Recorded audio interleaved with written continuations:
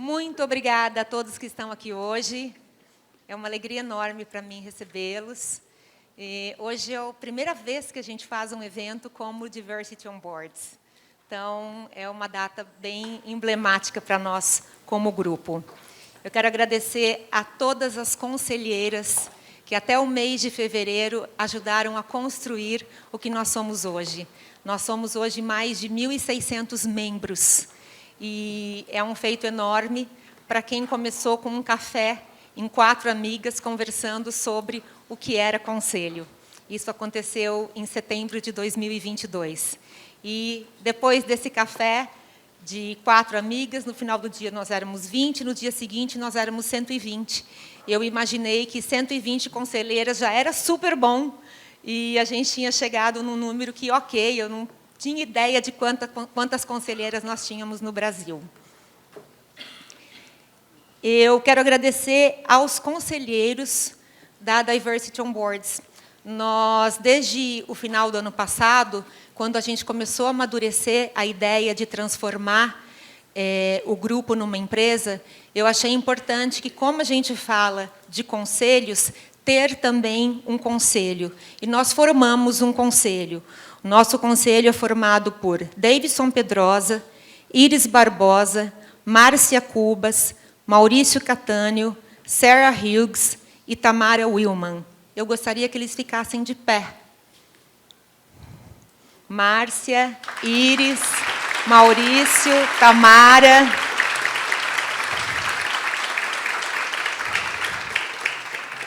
A Sarah está num call aqui no lado, e vocês veem que o nosso conselho ele é bem diverso, como a gente prega mesmo, né? Eu também quero agradecer a Bárbara Grings. Por favor, fique em pé, Bárbara.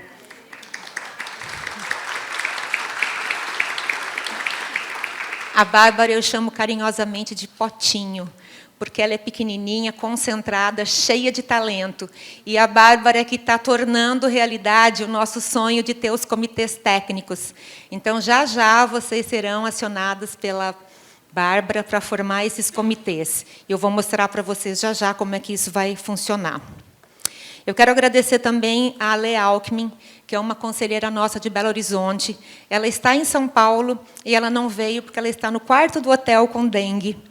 A Ale foi a que trabalhou com a gente várias noites para desenvolver o nosso logo, desenvolver todo o nosso material, e ficou um material incrível. Ela fez com muito carinho, foram idas e vindas entre a Ale e nós do Conselho, até a gente definir o que seria a nossa marca. Eu também quero agradecer a PUC São Paulo por estar nos recebendo hoje. Eu fui filha da PUC 2 vezes, então, para mim, é uma alegria. Imagine, eu entrei na PUC com 17 anos, nunca imaginei que eu estaria fazendo um evento aqui.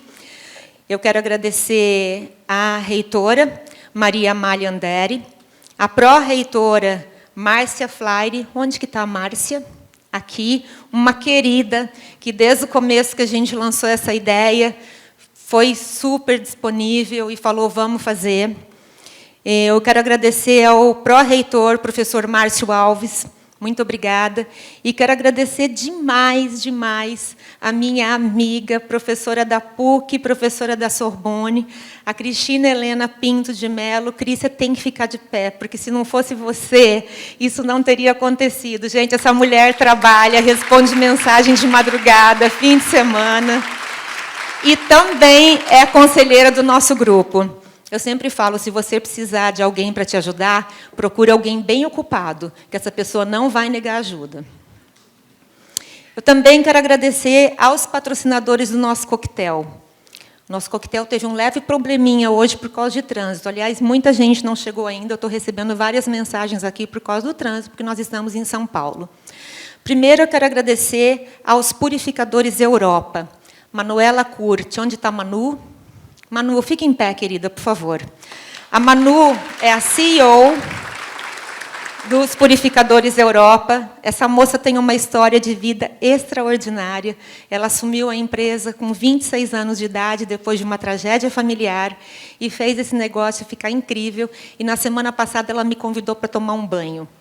eu e outras 19 mulheres fomos num estúdio, onde a irmã dela, Naná, é fotógrafa, e nós tomamos um banho, fizemos um trabalho lindo fotográfico, em prol de uma campanha para auxiliar famílias que não têm acesso à água tratada e a saneamento. Muito obrigada, viu, Manu? Toda a água que a gente tem aqui hoje lá é da Purificadores Europa.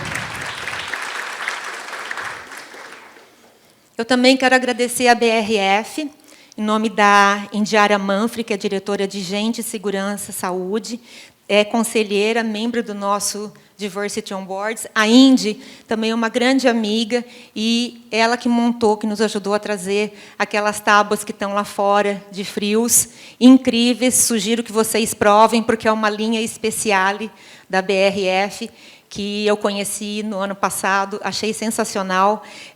A Indy também é uma grande parceira nossa, e quem está representando aqui hoje a BRF é a Luzia Goldberg. Onde está a Luzia? Eu acho que ela está lá fora. Mas muito obrigada, BRF. E quero agradecer a Gaiofato Galvão, que é uma empresa que tem uma nova concepção de advocacia, com uma equipe gigante, que não só trata de advocacia, mas tem uma parte incrível de tecnologia, de cybersecurity, com os sócios Alexandre Gaiofato, Ronaldo Galvão, o CEO Augusto Martins e a coordenadora empresarial Kelly Donato. Onde é que vocês estão? Pode ficar em pé, por favor. Mas eu quero agradecer mesmo a Elani Souza. Elani, por favor, fica de pé. Essa menina também trabalha dia e noite, e o coquetel lá fora foi organizado por ela. Muito obrigada, querida. Como vocês veem, a gente precisa de muita ajuda para fazer os nossos eventos, porque ninguém paga para fazer parte do nosso grupo, do nosso projeto, né? Então, a gente depende de parceria, depende de patrocínios, e a gente quer que todos que estejam aqui nos ajudem a divulgar esse trabalho que a gente faz e que eu vou mostrar um pouco para vocês agora. E não posso esquecer, gente, de falar do nosso fotógrafo, o Léo, maravilhoso Léo. Se precisarem contratar fotógrafo para os eventos de vocês, o Léo é maravilhoso. Fotos corporativas. Eu faço com ele todos os anos, e ele acompanha a gente em todos os nossos eventos. Muito obrigada, Léo.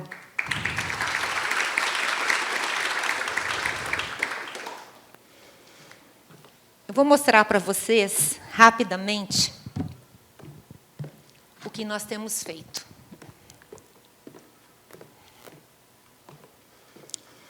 Nós somos a maior organização de profissionais C-Level em conselhos e comitês de empresas e entidades de classe, com o objetivo de romper barreiras, ser o agente transformador no estímulo e promoção de diversidade e equidade, criar políticas relevantes que derrubem estereótipos que limitam a equidade de gênero, etnia e idade, em todos os níveis de liderança das organizações.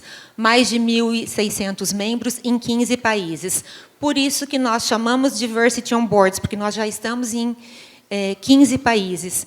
E algumas pessoas não gostaram quando a gente se tornou Diversity on Boards, porque agora nós temos homens. O primeiro homem que entrou no nosso grupo foi Thierry. Eu acho que o Thierry ainda não chegou. O Thierry é um cara incrível, que muita gente conhece. Estou vendo a cabeça balançando. O Thierry, ele é um jovem conselheiro, um cara incrível, foi o primeiro homem que entrou no nosso grupo, e ele faz parte dessa diversidade. Quem conhece o Thierry sabe o porquê. E eu comecei a ser questionada de esse cara que está entrando, ele faz parte de qual diversidade? Eu jamais vou questionar. Eu não vou questionar, e todos são bem-vindos, porque, assim como nós, mulheres, sempre lutamos para ter o nosso espaço, o nosso lugar, e eu sempre fui a favor disso, eu não posso brigar ao contrário. E eu sempre falo, infelizmente, no começo da minha carreira, eu não tive impulso de mulheres. Naquela época, a gente não tinha liderança feminina. Mas eu agradeço a liderança masculina que eu tive e que me impulsionaram. Então, eu sou muito grata. Inclusive, um cara que eu sou muito grata, ele está aqui hoje. Esse cara aqui, o José Rui Antunes. Ele foi meu gestor durante 12 anos, o presidente da SAP no Brasil, e foi o cara que me deu pista. Eu entrei como entrei como... era uma gerente de produto, fazia vendas, pré-vendas. Na época, a gente fazia de tudo, éramos tão poucos. E, quando eu saí, depois de 12 anos, eu era diretora América Latina. A gente já era, acho que, 4.000 pessoas na América Latina. Eu sou muito grata a um cara que, na época, em 1997, foi o primeiro cara que eu vi no mercado que deu abertura para tantas mulheres em tantas posições. Então, voltando lá, né? A gente vai abraçar todas as diversidades, sim. Homens são bem-vindos. Aqui sou eu. E aqui, para vocês terem uma ideia de quantas marcas importantes nós temos representadas. Essas aqui são as empresas que vocês são conselheiras ou estão em alguma posição C-level. São várias.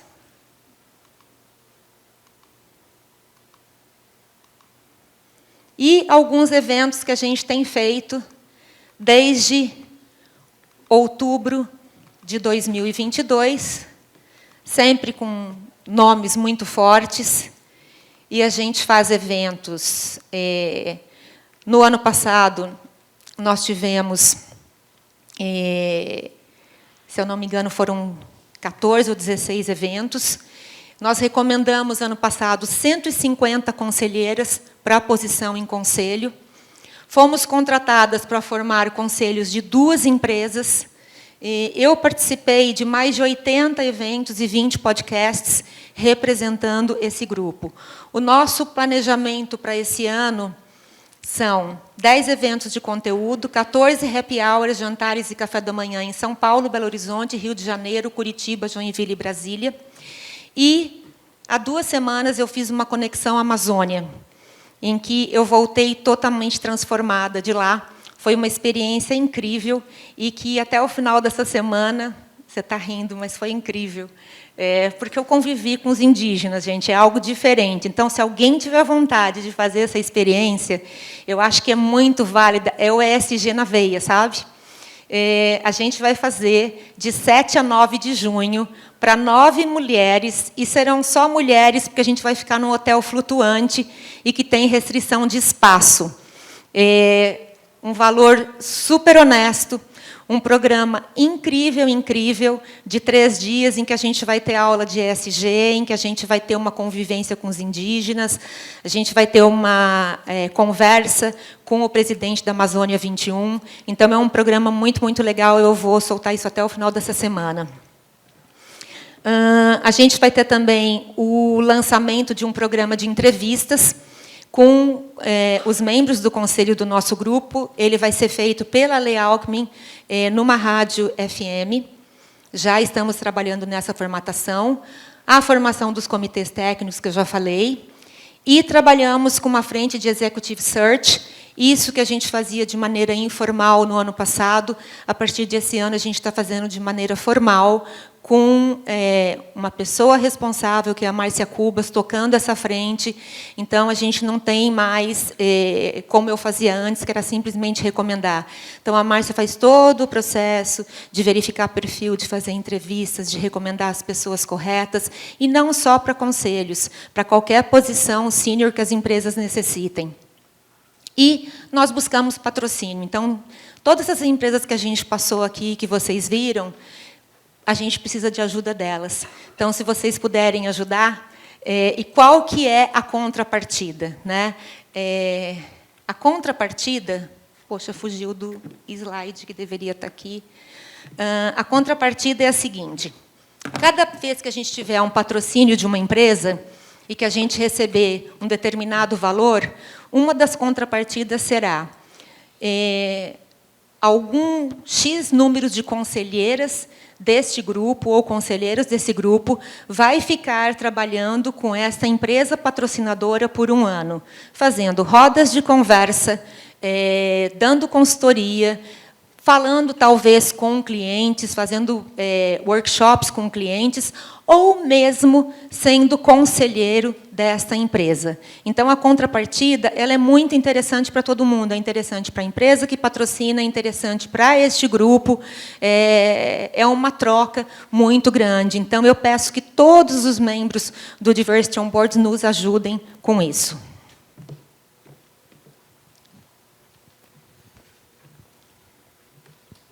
Bom, continuando aqui com o nosso programa, eu gostaria de chamar o pró-reitor, professor Márcio Alves da Fonseca, que é o pró-reitor da PUC, para nos dar as boas-vindas. Por favor.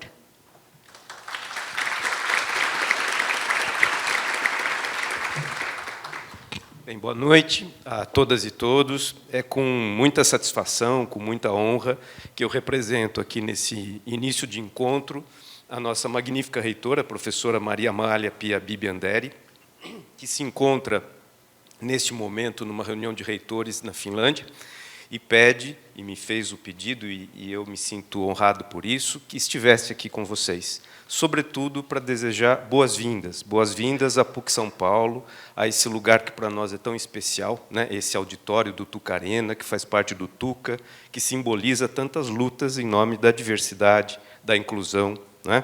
E também da luta pelos direitos na cidade de São Paulo, no país. A PUC é uma universidade aberta, comprometida com a sociedade, como todos vocês sabem. Ela valoriza as ODS, os aspectos ligados às questões de inclusão, à diversidade, ensina e pratica uma forte governança.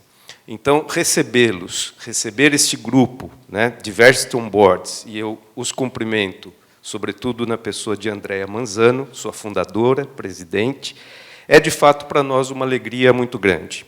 Por isso, nós nos colocamos aqui, PUC São Paulo, como universidade, abertos a cooperações, parcerias, e achamos que pode ser um conjunto de ações muito frutíferas nesse sentido, né? Nós, se me permitem, somos uma instituição, em termos de tamanho, relativamente pequena, comparada com algumas instituições federais, algumas instituições públicas estaduais, né? Mas, como universidade comunitária, uma universidade que possui mais de 35 cursos de graduação, ao mesmo tempo 30 programas de pós-graduação de mestrado e doutorado, ao mesmo tempo 150 cursos de especialização e de extensão. Agora, toda a produção desse conhecimento, toda a formação que se faz aqui, para essa universidade não faria sentido se ela não estivesse inserida e comprometida com a transformação social. E eu acho que aí é uma comunhão muito interessante, né, entre uma instituição como essa, né, que faz do seu principal objetivo a mudança social a partir daquilo que ela é constituída para fazer, pesquisa, ensino, né, e, ao mesmo tempo, com esse grupo maravilhoso, né, que tem ações e propostas tão significativas num país como o nosso. Então, meu desejo aqui é apenas pedir que vocês se sintam em casa e que esse encontro seja muito interessante. Muito obrigado.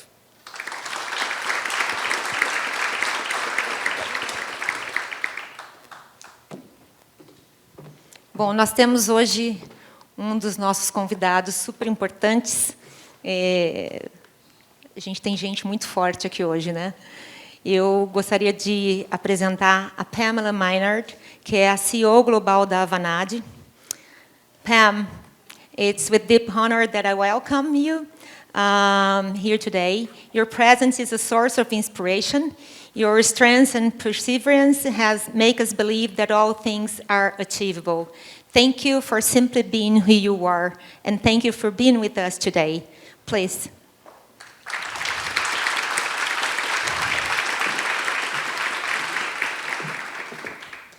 Thank you. So I've been in Brazil now for 3 days. Actually, that's 4 fingers, 3 days. And I'm almost at the end of my trip. I'll be going home tomorrow to London. And I must say thank you to Andrea and everybody for being here. You know, when I was growing up in technology, there were no forums like this at all. right? There was nowhere where as a female I could go to and network, receive the opportunity of maybe meeting a mentor, discuss trends, and just feel safe. There was nothing. And so I am so inspired when I get these opportunities to be at sessions like this and to know that now in the world there are groups like this one that can really massively make a difference in terms of the path forward. So in terms of my journey, so as you know, I'm Pam. I'm the global CEO of Avanade, which is the biggest Microsoft services company in the world. 60,000 people. We're in 26 countries. And my path, I was born in London. My parents are immigrants from the West Indies. My mum was a nurse. My dad was a bus driver. And I think my lesson in resilience started when my mum decided to move us from London, and I was around 4 years old at the time, to a very small village in the countryside, where we were the only black family. And that's when I started to realize that I was different. And then also from a leadership perspective, I'm the eldest of 3, so my leadership skills were honed from a very young age in terms of, having to help out at home and look after my younger siblings. And then, as time went on, I had the opportunity to study law at university. And I still remember the day when I came home after what we call the A-levels in the UK, my last one. I still remember walking up the steps to the front door, opening the door. My mum had just come back from a night shift, and she was stood there, and she was like, "Oh, you should be really excited. You're now at a stage where you're going off to university, you're going to study law, you're the first person in the family to do that, or to go to university," so that was a big weight as well on me. And I said to her, "Mum, I don't want to study law." And I was really scared about having to tell my mum that I didn't want to study law. But she just said, "What do you enjoy? What's your instinct tell you in terms of what you enjoy doing?" And I said to her, "I think, because I'm unsure, what I'd like to do is a management science degree." And that's the path I took. So I did a management science degree because I knew it would create options and opportunity for me, because I didn't know what I wanted to become. That led me to an intern year at IBM, which introduced me to the opportunity from tech and what a technology career could look like, and especially when you bring it together with business strategy and the opportunity to change businesses. I actually started my career in Oracle. So I'm not a STEM graduate, as you know, I've just told you that. But I started my career in Oracle because I was really inspired by the entrepreneurialism and the innovation that I felt when I I interviewed for their graduate program. I was then headhunted to EY, Ernst & Young, and I was headhunted to Avanade in 2008, where I started leading their technology capability in the UK. 2 years later, I was promoted to run the UK business. 2 years after that, I was promoted to run Europe, Africa, and Latin America. I then had the opportunity to move to Seattle because we are part owned by Microsoft, so it was important to get close to Microsoft. And I was promoted to CEO in September 2019. So you could say that trusting my gut instinct has led me on a hugely fulfilling and successful career in technology. So that's the first lesson, if you like, from my journey. Learn to trust your instinct. Yeah, it's really, really important that you learn to trust your instinct and you go with your gut instincts. And as I go all the way back to the beginning of my story and just reflect on that for a moment, growing up as, for sure, my childhood has really influenced my path in terms of my life and also my career. And being a black woman has motivated and challenged me and has led me, if you like, the path that I've taken as a leader, absolutely for sure. From the point of being, the only black girl in the classroom to now being one of very few black female leaders of a multi-billion company, in the world. I've learned a lot of lessons in that journey. And one of my favorite poets, Maya Angelou, she writes about the fact that, if you're always trying to be normal, you'll never ever know how amazing you can be. And this is where the second lesson comes in. Because on that journey as a black female, there were many times where I didn't feel like I belonged. Many times. But the good thing is, as time has gone by, I've become more confident, I've developed my expertise, I've become a better and stronger leader. And the companies that I've been part of have evolved. Things have got better. But that time, I was challenged to be authentically me. I didn't feel I could turn up as authentically me. And when I look back on my accomplishments and the times when I feel I've been most successful, it's been those times where I've had the courage to be me. So lesson number 2, have the courage to be you. And why do I say that?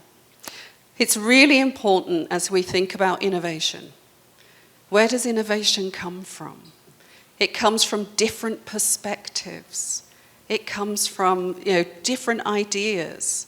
Having those different ideas around the table, that's where true innovation comes from. And so there is power in being different. There is power in being diverse. And there has never, ever been a more critical time to have those diverse perspectives around the table than now when you think about the technology industry. And I have been in technology for many, many, many years, and so I have seen a lot of technological change. A lot. But seriously, and also after the pandemic, so when I became CEO, September 2019, 6 months later, pandemic, I don't have enough time to tell you about that part of the journey. But what we saw from a technology perspective is decades of technological change squeezed into a very, very short space of time as technology change really accelerated. I'm certain you'll all remember. But nothing in terms of I don't personally think that we're going to see anything as much as the impact that generative AI is going to have in terms of the technology industry and all of our industries in the coming months and the coming years. And AI has been around for a very long time. We know that, right? AI isn't new. But what is incredible is to see the pace of change that generative AI is creating and has created over the last year. If you think about large language models, if you think about small language models, if you think about ChatGPT and other GPT applications, if you think about Microsoft Copilot, I'm pointing at the Microsoft person over there, that's one.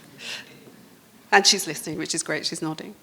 You think about all of that and the impact of all of that technology change that's been happening. We really, really have not seen anything yet in terms of that change. Now, we, as a global systems integrator, work with a lot of companies. We're helping a lot of companies on their journeys as well, from industrial manufacturers, helping to kickstart and shorten their ideation processes in terms of logistics companies and helping them to improve the workflow in their call centers, all with generative AI, working with hundreds and hundreds of clients right now as this technology takes off. But I think the question I've been asking myself as a leader of a technology business is, do we want to be disrupted or do we want to be the disruptor? What are we going to do? And to be honest with you, I think it's going to be both. And so we have launched our own program internally called Disrupt Avanade. And that program is actually a grassroots program in our organization where we have encouraged our people to ideate over the last 3 months to really pull together ideas as how they feel we could transform Avanade through AI. So, in the last 3 months, we've had 300 ideas raised by the teams, which impact every single function of our business: HR, marketing, legal, software engineering, the whole piece, every fiber of the organization. We've actually been piloting 17 of those ideas. 4 of those ideas we're scaling. The first one, which is what we call Job Posting Generator, has just gone live in the first week. It enabled our talent acquisition team to post 40 new job adverts, and they believe it will save them at least 1,100 hours over the next year. So this technology can really, really have an impact. And what I really like about our Disrupt Avanade program is that it wasn't me and my senior leadership team in a room working out as an executive committee how we were going to change our business. This was all about our people. This was all about the diverse perspectives of our people, pulling together those ideas, surfacing those ideas, the very people whose jobs were likely going to be disrupted by the technology, but they were looking at how they could use technology for the better. And so, we will continue on that journey. But again, I would encourage all of you, as you think about AI, you think about generative AI and how it may transform your businesses or your organizations, think about how you can create that growth mindset and really harness those diverse perspectives, because they're going to be really important in terms of getting AI right in the future. Because there's a lot of concern about AI. Is it going to take jobs? Is it going to increase entrenched bias? Is it going to challenge individual privacy? They're all questions which are really legitimate questions, and questions that we, me, technology leaders, technology organizations have to answer and have a responsibility to answer. And technology has the opportunity to absolutely solve some of the greatest challenges in the world. It may be in terms of mitigating climate and climate change and having some impact on that. Feeding the hungry in our communities, or actually creating some of the initial mitigation steps in the event of some sort of natural disaster. But the only way that we are going to get the answers right is by including diverse perspectives and ensuring that we put people first as we think about AI, and we put people first from a responsible AI perspective. That's the only way that we're actually going to get this right. And so communities like this are incredibly important, right, for bringing together those diverse perspectives. And incredibly, incredibly important, critical to ensuring that we get the path forward right. So thank you. Wonderful to meet you.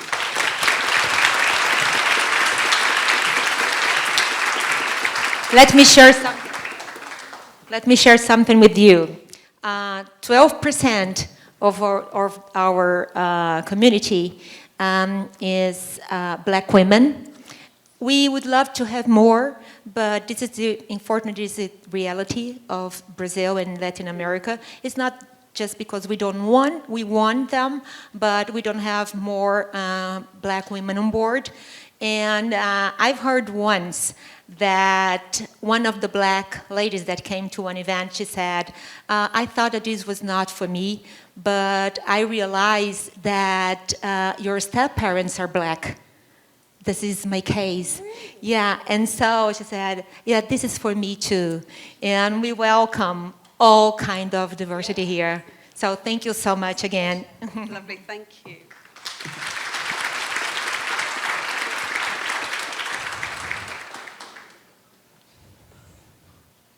Bom, vamos para o nosso painel.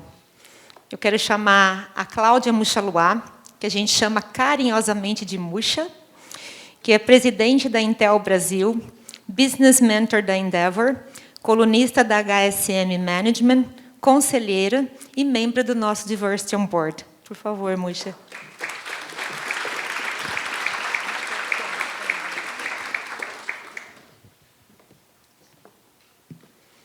Também quero chamar o Milton Beck, diretor-geral do LinkedIn para a América Latina e África.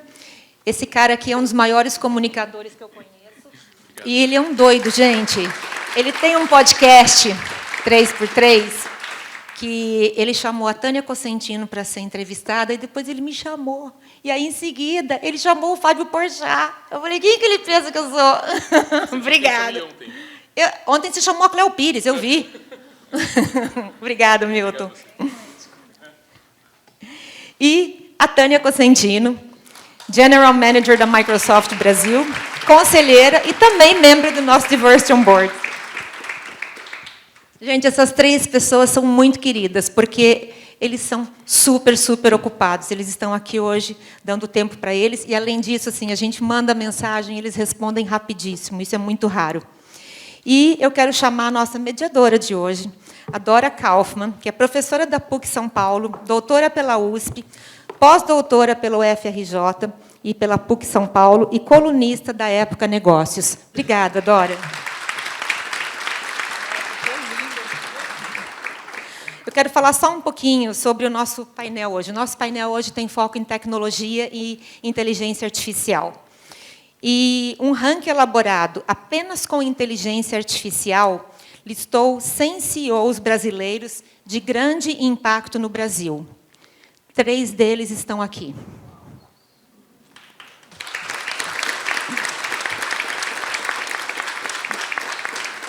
Eu comecei a minha carreira com 17 anos numa fábrica de hardware. Naquela época, era super raro e chique quem tinha um desktop em casa.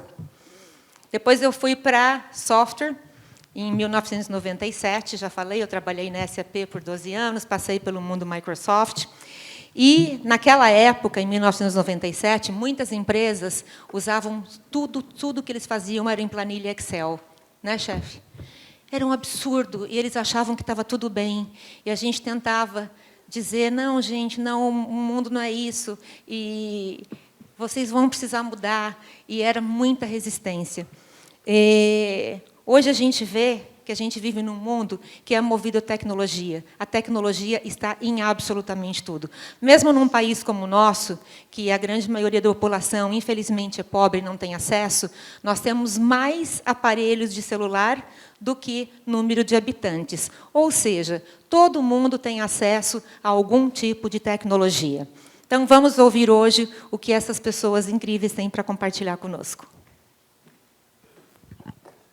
Bom, boa noite a todos. É difícil expressar a emoção de estar... Na verdade, eu recebi o convite para fazer essa mediação e, aos poucos, eu vou entendendo a importância desse evento. Primeiro, é evidente estar aqui a possibilidade de fazer perguntas para essas 3 pessoas, personalidades fundamentais, importantes, que dirigem 3 empresas que são desnecessário dizer. Depois, eu ainda estou bastante emocionada com as palavras iniciais, que eu acho que ela fez um discurso, a Pam, discurso não, ela compartilhou conosco a trajetória dela, e um negócio muito bonito, muito emocionante, e com muita, assim, muita sensibilidade. Eu achei tudo que ela falou, inclusive sobre inteligência artificial. Há 8 anos eu estou mergulhada nesse assunto, é praticamente a única coisa que eu falo, leio, escrevo, penso. E toda vez que a maneira como ela apresentou a inteligência artificial... Bom, eu sou professora dessa instituição, tá ali cadê meus chefes? Foram embora. Foram embora. E eu dou uma disciplina de inteligência artificial, evidente. É isso, eu acho que é uma tecnologia que está transformando, às vezes...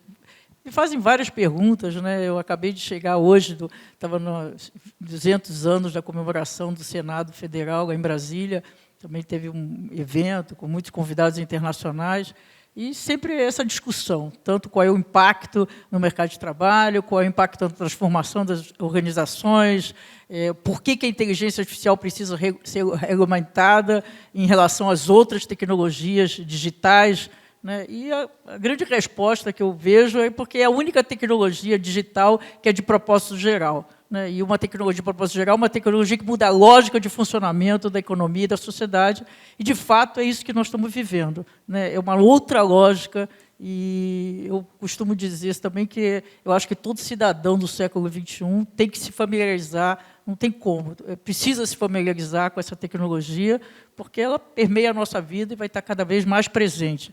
Fazer uma analogia que não é muito boa, mas é como um carro, né?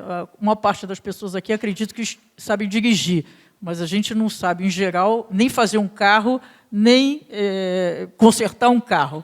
Mas a gente sabe a lógica do funcionamento do carro. Para ter um obstáculo, a gente desvia, tem um sinal, bom, aqui em São Paulo porque eu sou carioca, aqui é farol, tem um farol, tem que frear e não acelerar. É um pouco nesse sentido, né? Eu acho que todos nós, ainda mais com funções importantes, com gestores, de qualquer que seja gestor de qualquer atividade, é importante ter a noção, a familiaridade com a lógica e o funcionamento dessa tecnologia. Bom, então, eu tenho assim, extremamente a honra de preparar perguntas para essas 3 executivas. Então, vamos lá, vamos começar. Então, primeiras perguntas para a querida Cláudia. Começando por você. Então, são 2 perguntas assim para...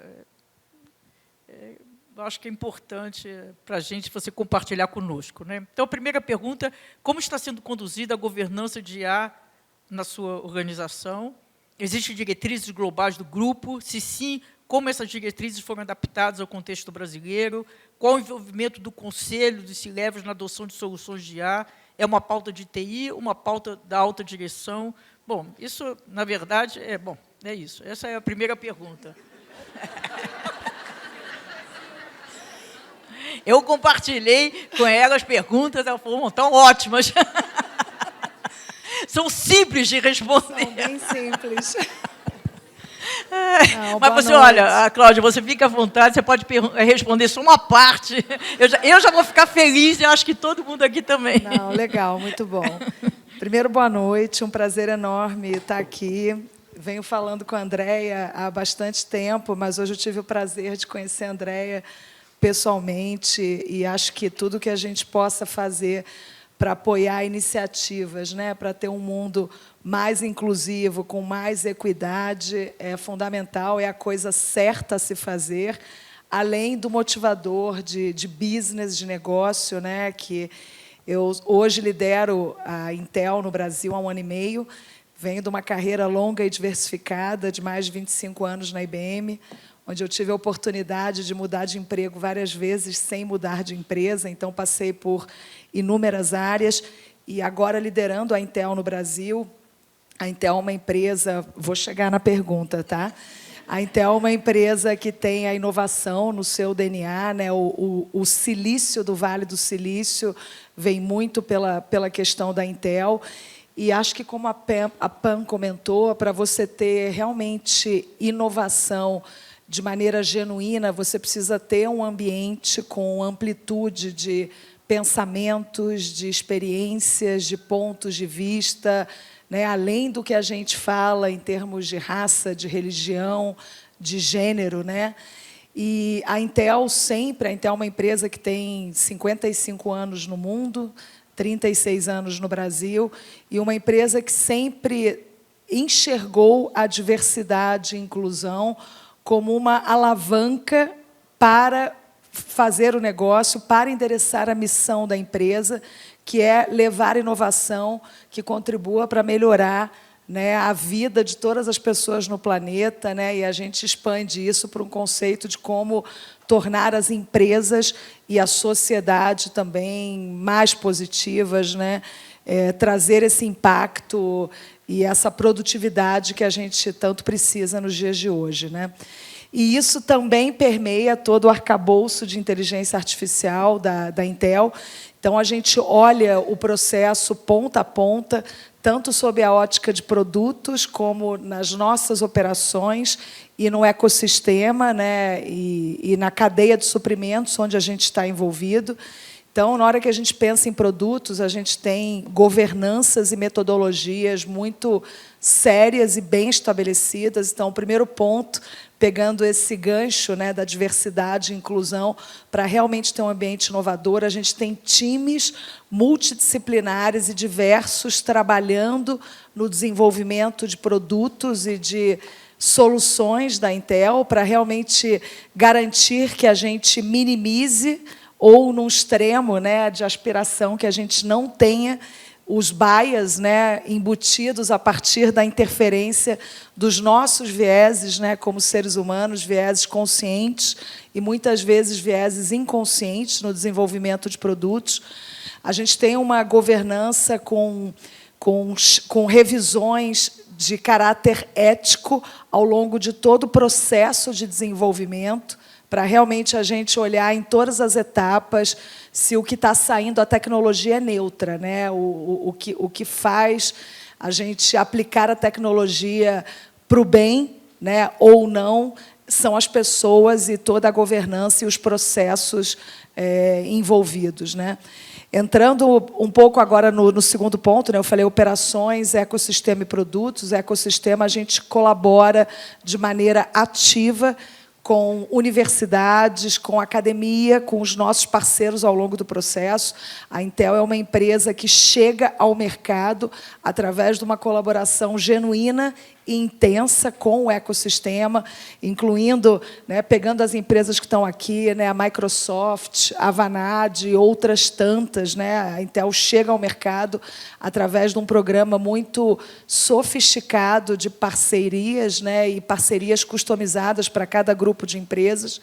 Então, como a gente trabalha de maneira proativa com o ecossistema para garantir que o que chegue na ponta chegue o mais neutro possível, né, sobre a ótica de inteligência artificial. A gente tem uma preocupação, eu diria que é quase uma paranoia, no sentido positivo da palavra, em trabalhar para ter uma AI responsável, né? E, na hora que a gente olha as nossas operações, a gente vem empregando a inteligência artificial de maneira ética, inclusiva e sustentável para melhorar as nossas operações. Então, a fabricação de um chip, por exemplo, a gente tem etapas que é um nível de limpeza do ambiente em termos de impureza 10.000 vezes mais limpo do que um centro cirúrgico. Então, a gente usa a inteligência artificial para detectar de maneira proativa uma série de possíveis distorções que a gente vai ter no processo, que vai gerar perda, né? Então, dentro de uma agenda muito forte de ESG na empresa, como é que a gente pode ter processos, né, cada vez mais fluidos e que a gente chegue no final do dia com produtos com cada vez mais qualidade. E aí, trazendo um pouquinho para o Brasil, né, pegando o segundo gancho da sua pergunta, o Brasil é um mercado importantíssimo para a Intel no mundo, né? A gente está entre os top 5.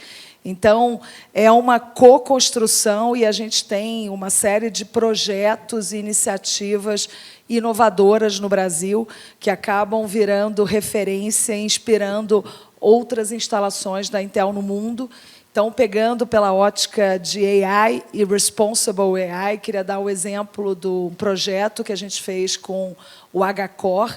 Todo mundo sabe que a regulação no segmento de saúde é uma regulação muito restrita e tem que ser, né? A gente está falando de dados muito sensíveis.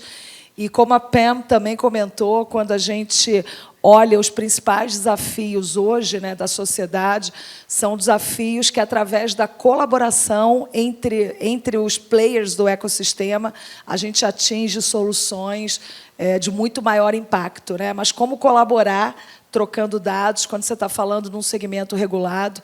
Então, a Intel trabalhou diretamente com a H-Core e outros parceiros na anonimização dos dados de saúde, de maneira que todos os players pudessem ter visibilidade dos dados relevantes para resolver o problema, sem expor nenhuma informação de privacidade, enfim, de segurança.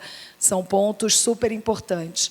E acho que a educação vem, né, no sentido de capacitar cada um e todos nós, né, do potencial incrível que a gente tem com a inteligência artificial, mas também da nossa responsabilidade em usá-la adequadamente. Então, queria citar 2 projetos, entre muitos, mas a gente lançou há pouco tempo um centro de pesquisa avançada em parceria com a USP, liderando aqui no Brasil, mas envolvendo quase 40 universidades brasileiras e centros de pesquisa, várias empresas da iniciativa privada, a Intel é uma delas, e conectando com mais de 20 universidades no mundo em como resolver desafios reais para tornar as cidades mais inteligentes através do uso inclusivo, ético e sustentável da inteligência artificial. Então, um caso que a gente espera estar exportando soluções que possam contribuir com cidades mais inteligentes no mundo todo. E um segundo de capacitação, a gente tem um projeto chamado AI for Youth, inteligência artificial para a juventude. A gente lançou no Brasil ano passado com o Centro Paula Souza. A ideia, numa primeira fase, é a gente capacitar tanto no uso da tecnologia quanto na governança por trás da inteligência artificial. Mais de 1.000 alunos numa primeira onda, chegando até 300.000 alunos um pouco mais para frente. Então, tentando endereçar todas as camadas da pirâmide. Eu tenho alguns pontos relacionados aos outros ângulos da sua pergunta, mas quero dar a oportunidade dos colegas falarem também. Eu queria só... foi ótimo, mas eu queria só fazer uma questão. Eu estou coordenando uma pesquisa junto à Brasca, né, Associação Brasileira de Empresas de Mercado Aberto, de Capital Aberto, e nós estamos... o objetivo é criar uma proposta, diretrizes de governança de inteligência artificial. E essa pesquisa, a primeira parte dela, que já foi efetivada, nós selecionamos 17 empresas que estão usando efetivamente inteligência artificial, e nós fizemos entrevista qualificada com alguém do conselho, o CEO e o head de inteligência artificial. Uma das grandes barreiras que a gente verificou, pelo menos nesse processo, é a assimetria de conhecimento entre o C-level e o pessoal de TI, a área de TI. Né, uma barreira de adoção da inteligência artificial. Aí eu não falo nem... barreira para iniciar o uso. Né, a gente percebe que, pelo hype que aconteceu ano passado de inteligência artificial, por conta evidente do ChatGPT, um dos responsáveis por esse hype, aumentou a sensibilidade. Hoje parece que até os conselhos estão com mais sensibilidade em relação a como a inteligência artificial é estratégica, mas tem essa assimetria de conhecimento. Eu sei que é diferente o seu negócio, porque você é B2B, fundamentalmente. Mas como que, na sua experiência, na sua interação com seus clientes, se endereça de alguma forma, como é que você, como uma empresa de tecnologia super importante, pode ajudar nesse processo de aumentar a capacitação do C-level das organizações em relação à inteligência artificial, para diminuir essa barreira e aumentar a adoção no mercado brasileiro? Muito interessante. A Intel hoje é B2B e B2C, mas eu vou trazer um pouco da minha experiência prévia de IBM, né, de discutir vários projetos de transformação digital que incluem inteligência artificial com o conselho dos clientes. Né? Acho que o primeiro mito a gente derrubar é que inteligência artificial não é uma discussão só do CIO e muito menos só de TI. Né? Inteligência artificial toca cada um e todos nós. Então, a responsabilidade pelo nosso upskilling, pela nossa jornada de lifelong learning em inteligência artificial é algo que não devemos delegar e devemos estar a cada dia melhorando o nosso letramento nesse ponto. Segundo, eu acho que, às vezes, né, o time de tecnologia acaba se fechando um pouco num mundo com um linguajar próprio que cria uma barreira quando você está falando com o C-level. E o que um conselho quer ouvir, o que um C-level quer ouvir? Você tem que falar do business. Né? Então, eu acho que a tecnologia, pela tecnologia, a gente não está vivendo essa era, e o Generative AI, eu acho que veio para, com a democratização do acesso, realmente derrubar. Hoje em dia, você não precisa entender nada para interagir e para sentir o benefício da tecnologia. Então, fundamental, todas as vezes que eu tive essa interlocução com o conselho, como você traduz um projeto de tecnologia que use inteligência artificial, mas que use também cloud, blockchain, IoT, né? São os outros nomezinhos, né? Siglas que podem parecer complicado, mas é a tecnologia como um meio para um fim. Então, vamos falar do do fim, né?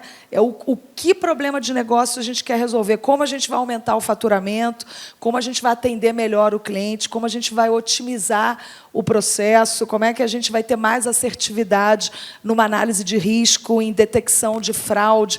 Então, na hora que você fala a linguagem do business, que é, no final, o que um projeto de tecnologia entrega, você se conecta... Né? Os benefícios concretos. Exatamente. Então, começando sempre pelo why, o what e depois o how, né? Então, se a gente inverte a ordem, eu acho que a gente perde muito essa interlocução com o C-Level e com os conselhos das empresas, né? E os conselhos estão super curiosos e estão ávidos por essa provocação positiva em como tornar o negócio mais produtivo, mais otimizado e melhor. Perfeito. Super obrigada, Cláudia. Agora vamos a uma pergunta para o Milton. Então, Milton, o que você pode compartilhar conosco em relação ao avanço da adoção, o desejo de adoção de inteligência artificial pelas organizações? Como é que isso reflete na busca dos perfis dentro do LinkedIn? Quais são os perfis? O que teve de mudança? Quais são os desafios que vocês têm para identificar qual é o match entre a demanda de uma empresa, de fato, se aquele perfil, porque a gente vê, bom, todos nós aqui, eu acho que somos do LinkedIn, ou temos o LinkedIn como a principal rede social nossa, e, às vezes, é difícil, né, porque o que a pessoa se coloca, nem sempre, né, também identificar o que quer dizer cada uma daquelas palavras ou daquelas expressões que usam para se auto-identificar, se, de fato, aquilo é a Vera ou não. Né? Então, conta um pouquinho para a gente. Bom, obrigado pelo convite aqui. Deixa eu me apresentar. Eu sou o Milton, sou diretor-geral do LinkedIn para a América Latina e para a África. Estou desde o começo do LinkedIn na operação aqui. Todo mundo tem perfil do LinkedIn, espero, né? Mãos levantadas aqui. Obrigado, o LinkedIn agradece. Quem não for, entra hoje, por favor. Não era a realidade quando a gente começou aqui, em 2012, quando eu comecei, você fazia essa pergunta nas audiências, e era um terço que levantava a mão, porque falava, o LinkedIn, eu não estou procurando emprego, eu tenho um cargo alto, se eu tiver meu perfil no LinkedIn, vai parecer que eu, como executivo de uma empresa, estou procurando emprego, e não é legal, né? Aliás, eu queria te pedir duas coisas. Eu queria que você me avisasse quando um funcionário da minha empresa mude o perfil, porque isso não é bom sinal, quer dizer que ele está procurando emprego, e, de preferência, que você cancele o perfil dos meus funcionários das empresas. Tá? Então, esse era o LinkedIn em 2012, né, quando a gente começou aqui. Tinha 5 milhões de usuários. E, de lá para cá, a gente vem crescendo muito. É só ver como quase todo mundo tem um perfil aqui. E, hoje, a gente cresce em torno de 100 mil novos perfis por semana no LinkedIn. Então, a gente está hoje vamos bater pé, logo chegar em 75 milhões de usuários, né? Que é um número bastante relevante, considerando o número de pessoas trabalhadoras aqui no Brasil, né? Então, os números são muito, muito impressionantes. Nós fazemos um mapeamento não só dos perfis das pessoas, mas nós temos milhões de empresas com seus perfis corporativos dentro do LinkedIn. A gente tem milhões de vagas, a gente tem milhões de habilidades. Então, hoje, o LinkedIn no mundo tem 1 bilhão de usuários, né? São mais de 15 milhões de empresas que estão lá. Então, os números todos são muito grandes e a quantidade de... Cada vez que alguém interage, cada vez que um usuário ele muda de emprego, cada vez que um usuário uma empresa posta uma vaga, cada vez que alguém lê um artigo ou procura um curso, etc., são dados que a gente recebe, que a gente analisa. Então, assim, o LinkedIn tem uma quantidade muito grande e muito importante de dados que são usados para a gente poder oferecer o melhor para os usuários e para as empresas, né? Então, a gente, voltando para a pergunta, né, a gente fala de inteligência artificial, e a inteligência artificial está embutida nos nossos produtos há muitos anos, né? Então, foi falado aqui o que esse hype veio com o ChatGPT, né, principalmente com as versões mais novas do ChatGPT, quem puder usar o 4.0 é melhor ainda, né? Mas inteligência artificial é usado há muito tempo. Quem usa LinkedIn aqui, por exemplo, e vê vagas que podem ser do seu interesse. O LinkedIn está olhando o seu perfil, está olhando vagas, está olhando características do que está escrito no seu perfil, porque, às vezes, a vaga ela pode ter uma palavra-chave que não bate exatamente com o que está escrito na descrição do trabalho, do job, né? Mas o LinkedIn entende o que são as nuances da vaga e o que são as nuances dos perfis, que tem que estar o mais completo possível, mas isso é feito por inteligência artificial. Pessoas que podem ser do seu interesse, que vocês vão ver lá também na plataforma. Tá? Então, conteúdo que vai aparecer no feed de vocês, tudo isso aqui já é feito por inteligência artificial. Então, todos esses dados, todas essas coisas que a gente vai colocando na plataforma, que faz com que ela seja hoje muito bem sucedida, né, vai fazendo com que a gente vai conseguindo medir algumas dessas métricas que a Dora perguntou. Então, por exemplo, a gente viu que, no último ano, houve um aumento de 70% das conversas dentro do LinkedIn com relação à inteligência artificial. Então, esse já é um número bastante relevante. 70% em conversas é um número grande. Quando a gente olha, por exemplo, interesse em vagas no qual que são relacionadas à inteligência artificial, no mundo, esse aumento de interesse foi de 12%. Quando a gente olha o Brasil, em particular, foi 50% maior, foi 18%. Então, o brasileiro também tem muito interesse em aprender mais sobre a inteligência artificial, e eu vou dar umas dicas aqui durante a apresentação para vocês, tá? Durante o meu... Eu não vou demorar muito, eu vou falar mais 5 minutos e vou parar. Tá? Mas, o que eu queria comentar com vocês? A Andrea falou do Excel, né, que ela queria se livrar do Excel, e eu lembrei de um post que saiu do Wall Street Journal. Não pode se livrar do Excel, né? A gente não gosta. Tá? O LinkedIn é parte da Microsoft, então a gente não gosta que se livre do Excel. Mas quem é mais velho um pouquinho vai lembrar que, em 79, surgiu uma planilha chamada VisiCalc. Não sei, alguém lembra de VisiCalc aqui? Em 83 saiu o Lotus 123, em 89 saiu o Excel. Né? Não foi isso? Está certo as datas?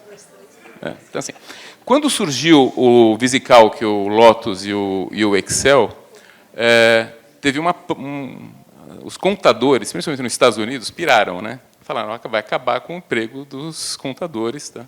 O Excel era o inimigo, né? Era inimigo por um motivo, mas era um inimigo porque tinha muita gente que estava trabalhando para colocar dados que eles chamam de bookkeepers, né? Colocando dados de contabilidade. E realmente o que aconteceu, eu vou achar esse artigo do Wall Street Journal, o que aconteceu? Pessoas que colocavam dados em livros diminuiu drasticamente, mas aumentou muito a quantidade de analistas e analistas financeiros que analisavam esses dados. Tá? Então, o que mudou, claro, com a inteligência artificial vão mudar as profissões, uma parte delas vai, mas o que vai mudar mais drasticamente são as habilidades necessárias para você poder exercer sua profissão de forma ótima. Né? Então, assim como o Excel ele permitiu que as pessoas dedicassem mais tempo analisando dados do que colocando dados, a inteligência artificial, da mesma forma, vai fazer com que as pessoas passem mais tempo fazendo coisas mais úteis e menos tempo fazendo coisas repetitivas. Tá? Se vocês pegarem, por exemplo, olhando pelos dados do LinkedIn, de 2015 até hoje, as habilidades, a gente fala muito de habilidades, porque às vezes as profissões mudam. Eu sou engenheiro mecânico, mas o que eu aprendi na faculdade de engenharia mecânica não é o que o engenheiro mecânico faz hoje. Tá? Então, as habilidades são muito diferentes. Então, quando a gente olha as habilidades, na média, dos usuários do LinkedIn, de 2015 até agora, as habilidades médias mudaram 25%. De 2024 até 2030, elas vão mudar 65%. Tá? Então, existe essa necessidade das pessoas fazerem coisas diferentes, utilizar a inteligência artificial, que vai ser realmente uma mudança de paradigma, de uma forma muito mais intensa do que é feito hoje. A gente fez uma pesquisa também com usuários, e a gente viu que 50% dos usuários brasileiros eles estão de acordo que a inteligência artificial vai mudar positivamente a vida deles. Tá? 80% acham que vai ter a inteligência artificial vai ser incorporada ao trabalho deles.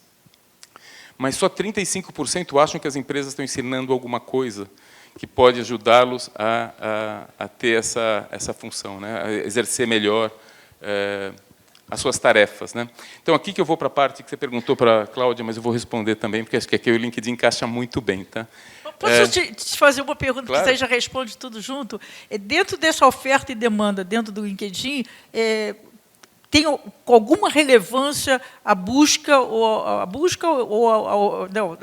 do lado da demanda ou da oferta, da empresa buscando ou do candidato se oferecendo, em relação não a pessoas de tecnologia, mas em relação, por exemplo, à ética, em relação à compliance, em relação mesmo à governança. Você sente que já é relevante essa busca, esse assunto dentro do LinkedIn? É muito relevante, mas se você pegar hoje, por exemplo, quando a gente fala em inteligência artificial, eu estou vendo aqui, a gente tem uma plateia bastante diversa, né?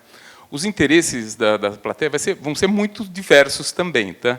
Então, por exemplo, eu queria falar isso, quem tem perfil do LinkedIn, aproveitem, nós temos 300 cursos grátis de inteligência artificial, 300, tá? São 300 cursos grátis. Tá?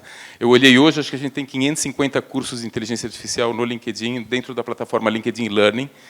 E o que acontece aqui? Vai ter gente, pessoal, que vai ter que aprender inteligência artificial, porque vão ser os caras que vão trabalhar nesses projetos sofisticados de inteligência artificial.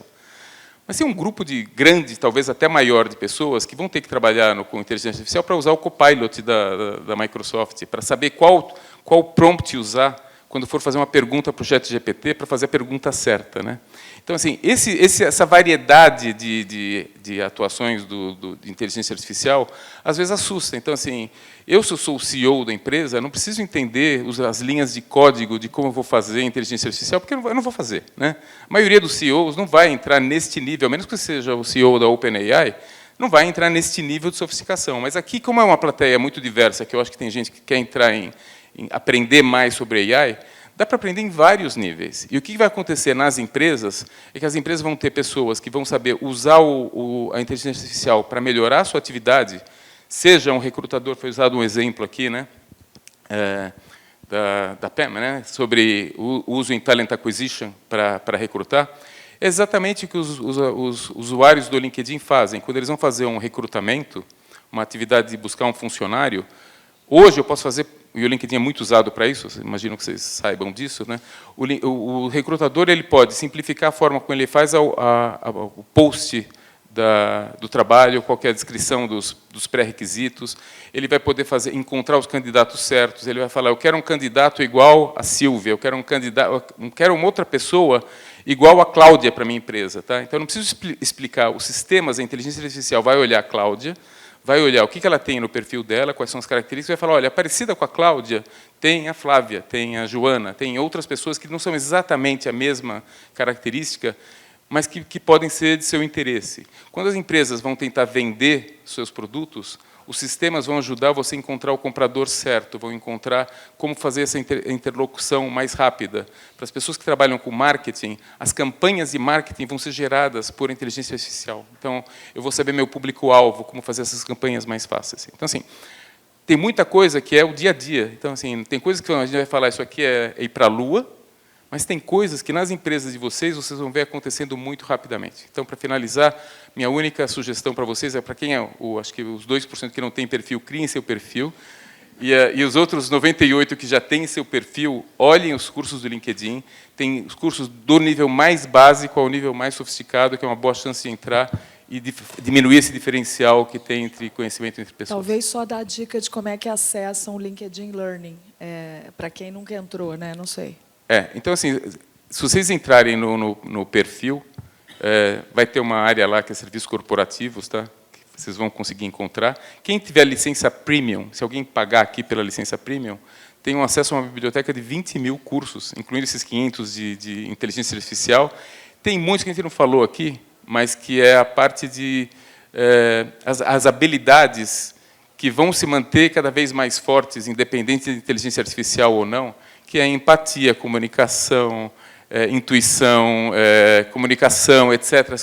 As características humanas, né, que a inteligência artificial não vai suprimir. Né? Então, você tem cursos desde como lidar com pessoas difíceis, como dar um feedback, como ter uma conversa sobre carreira, até aprender o detalhe de como programar a inteligência artificial em várias linguagens. Tá? Então, assim, eu acho que para quem tem a versão Premium, 21 mil cursos. Para quem não tem, 300 cursos gratuitos. Muito obrigada, Milton. Eu tenho satisfação porque eu sou fã do LinkedIn, né? Então, realmente do ponto de vista profissional, eu acho que todo mundo aqui concorda que é melhor, aliás, não tem nem outra, é a única rede social importante. Bom, agora a Tânia.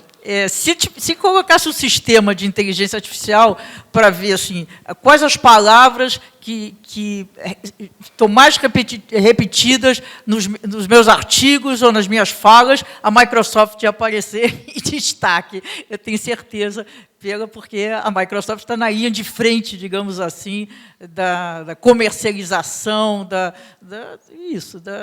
disseminação da inteligência artificial no mundo inteiro e fortemente no Brasil. Né? Nessa pesquisa que nós estamos fazendo, a gente encontrou, porque a Microsoft tem acordos, né? Tem parcerias já sólidas com as grandes empresas no Brasil, e a inteligência artificial é mais um produto que está sendo agregado a um conjunto de outros produtos nessa relação sólida com as empresas.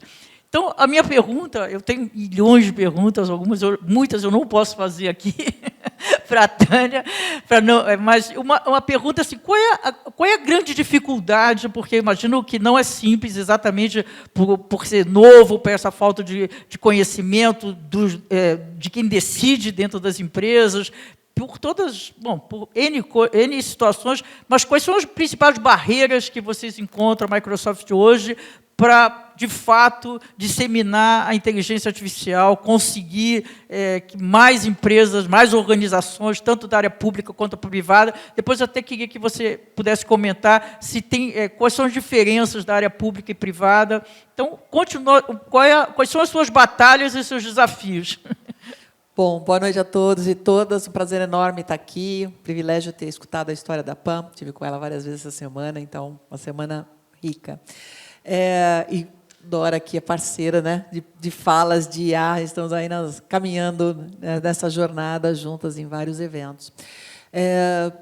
Eu não diria que a gente tem barreiras, porque, por incrível que pareça, o ChatGPT ele desmistificou a IA. Então, é lógico que tem muito desconhecimento técnico de como funciona, os temores da IA responsável, mas o ChatGPT tirou a IA da sala dos especialistas, dos técnicos, dos engenheiros, cientistas de dados, e levou para as nossas casas. Eu falo para os nossos almoços de domingo, todo mundo brinca com essa ferramenta, e foi a ferramenta que, em 3 meses, atingiu 100 milhões de usuários no mundo. Então, quando você pensa em avanço de adoção de tecnologia, o ChatGPT bateu todos os recordes. Então, o que significa isso, né? Que, independente, por mais que a gente diga que tem temores de utilização da tecnologia dentro da empresa, as pessoas já estão usando e adotando essa tecnologia nas suas vidas. Os alunos já estão usando a tecnologia nas suas pesquisas e a sociedade está lá, multiplicando, aprendendo, errando, acertando. Então, isso ajuda na adoção, porque as empresas elas falaram, puxa vida, eu não posso perder essa onda. Eu adoro, nós estivemos num painel com o presidente da Accenture, com o board de um grande cliente, onde uma das perguntas do conselho foi exatamente essa. Posso esperar e deixar meu concorrente sair na frente, errar bastante, e aí eu vou aprender com os erros dele, e aí faço a implementação melhor e mais efetiva na minha empresa? A resposta é não. Porque os ganhos que a IA pode trazer hoje para o negócio, ganhos de produtividade, de competitividade, de disrupção do próprio negócio, são absurdos. E, de repente, você pode criar uma lacuna tão grande que depois você não vai conseguir recuperar. Então, a gente tem que, hoje, gerenciar o medo do fear of missing out. Meu Deus, eu quero saber tudo. Então, esquece. As coisas estão acontecendo na velocidade da luz, então, todo dia tem coisa nova. A gente precisa garantir que está informado. E o que eu vejo hoje, ninguém quer mais explicação do que a IA faz. Está todo mundo entendendo que a IA pode, sim, impactar o seu negócio, que todos os negócios vão ser impactados. 70%, 80% das empresas em pesquisas do Brasil já dizem que tem projetos de uso de IA. Então, está todo mundo com algum tipo de adoção de alguma tecnologia de inteligência artificial dentro da empresa, de qualquer segmento, de qualquer setor. Então, está para todos os lados. Como que a gente faz, eu não vou falar, então, em obstáculos, mas como a gente habilita uma adoção mais efetiva. E eu acho que esse é o papel de empresas como a Microsoft, de empresas aqui como Intel, LinkedIn, a própria Avanade, que é uma grande parceira nossa nessa jornada de IA. A grande questão é relacionar a inteligência artificial não como algo fancy, um buzzword, não, eu tenho que ter, porque senão eu vou parecer um CEO dinossauro, então eu tenho que falar que eu tenho IA, mas é IA para quê? Então, conectar a adoção da inteligência artificial com a sua estratégia de negócio passa a ser um ponto fundamental. Então, não é porque os outros estão fazendo, mas eu enxergo uma oportunidade de eu ser mais produtivo, de eu criar uma nova fonte de receita, de eu transformar a experiência do meu cliente ou do meu colaborador. Então, na hora que a gente conecta isso com a estratégia de negócio, fica mais fácil. Por isso que, sim, não é um papel da TI. É muito parecido com a jornada recente de cibersegurança. Há 5 anos, o CISO não tinha dinheiro para gastar em cibersegurança. E todo mundo negligenciava o tema.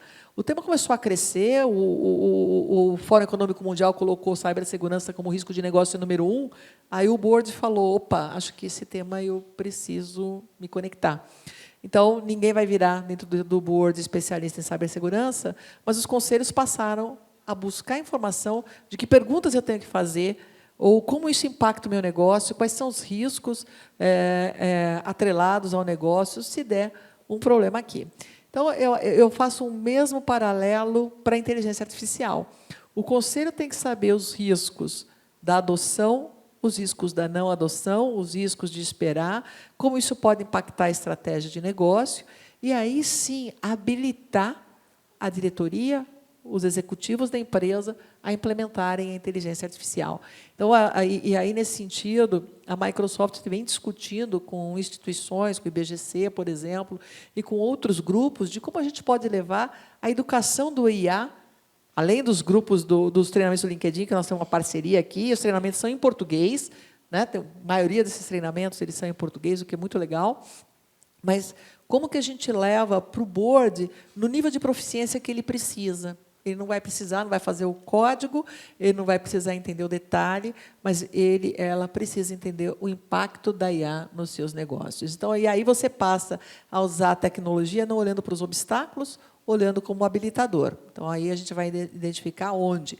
Como que a gente está ajudando, como que nossos parceiros de negócio, como a Vanade, que estava aqui agora, está ajudando, a gente está levando para o cliente caso de uso, porque agora eu não preciso convencer que a IA é importante. Então, o cliente está falando, me mostra onde, por onde eu começo, aonde vai me dar melhor retorno de investimento.